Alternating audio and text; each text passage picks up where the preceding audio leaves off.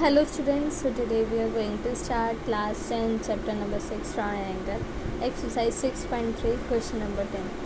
Before starting the solution, I would like to say to all happy Diwali to all, and I wish this Diwali bring happiness, joy and prosperity in your life, and I also wish you all got good marks in your final board examination. So once again happy Diwali. मैंने आपको कल introduction दी थी question number 10 की। इसकी आपको figure नहीं दी गई है।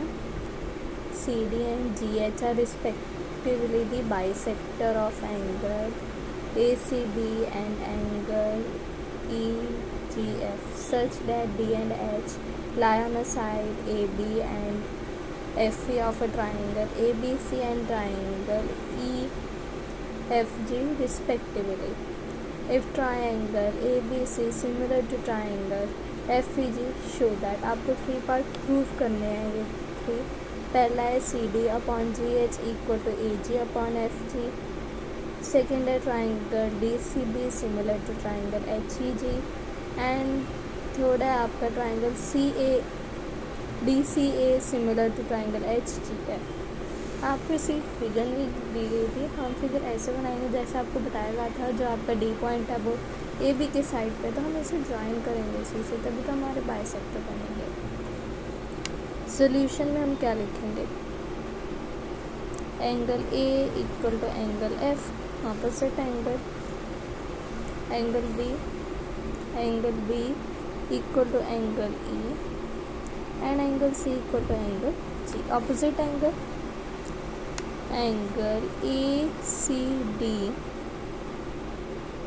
Equal to angle F G H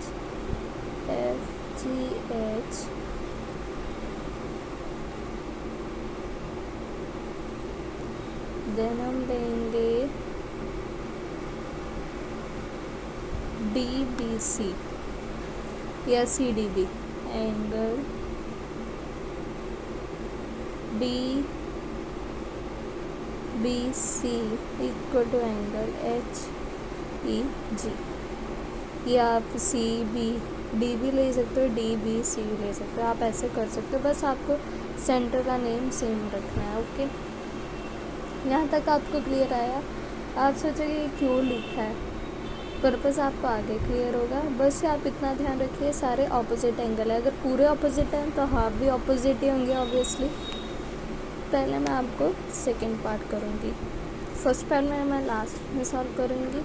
triangle D C B and triangle H G E. Angle C equal to angle G. Okay, angle B equal to angle E. Proved above. Okay,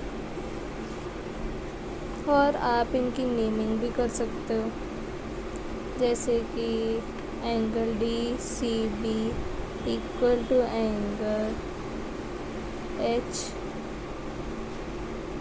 ji E. जैसे कि मैंने यहाँ पे आपको D B सी का भी बताया था, आप सी एंगल ए के भी कर सकते हो। यहाँ पे मैंने एंगल ई इसलिए नहीं लिखा था क्योंकि आप सिंपली भी लिख सकते थे कि angle C equal to angle G. अगर आप angle C equal to angle G लिख रहे हैं तो बेशक आप इसे इस फॉर्म में भी लिख सकते हो, इस फॉर्म में भी, दोनों फॉर्म ठीक है। Okay, so triangle D C B similar to triangle H G E by A root. Then third part था आपका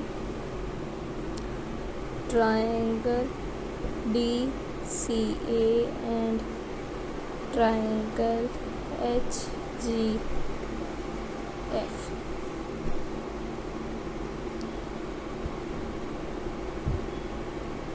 जहाँ से फिर से आपके C and F similar, C and G similar आ रहे हैं। एंड और आपका कौन सा सिमिलर आ सकता है इसमें? B तो है नहीं। एंड आपका A and F, A and F, जो कि मैंने पहले ही प्रूव कर दिया था कि ये ऑपोजिट एंगल्स हैं, इसलिए लिखने का प्रूव अबव पहले ही प्रूव कर दिया था।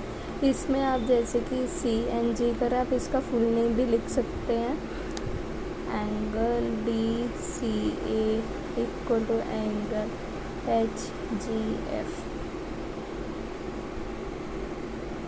Okay, so triangle DCA similar to triangle HGF by AA rule.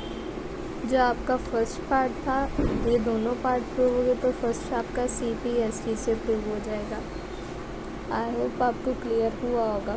अगर इसमें कोई डाउट होगा तो प्लीज़ आप कमेंट बॉक्स में बता सकते हैं। आप इवन फुल नेम भी लिख सकते हैं, सिंपली C एंड G भी लिख सकते हैं।